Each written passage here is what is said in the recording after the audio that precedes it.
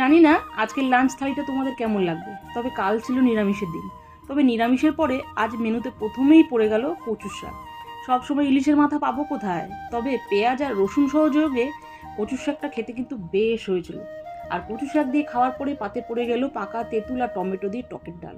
আর ডালের সাথে খাওয়ার জন্য আলুর চোখা। জানো তো, ডালের সাথে একটু ভাজা ভুজি ভর্তা না হলে না ঠিক জমে না। তোমরা ডালের সাথে আলুর চোখা না আলু সেদ্ধ, যেটা পেঁয়াজ কাঁচা লঙ্কা দিয়ে মাখা হয়, কোনটা খেতে বেশি পছন্দ করো? একটু কমেন্ট করে জানিও তো।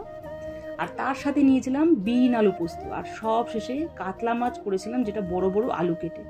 ছোটবেলায় জানো তো, যখনই বাবা বাজার থেকে না এই কাতলা মাছটা আনতো না, মাকে বলতাম ওই বিয়ে বাড়ির মতো করে বানাও তো।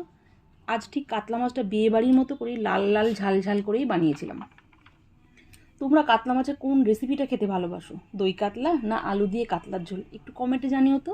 তোমাদের মতামতের কিন্তু অপেক্ষায় রইলাম। আজ কিন্তু এই পর্যন্ত। আবার দেখা হবে নতুন কোনো ভিডিওতে।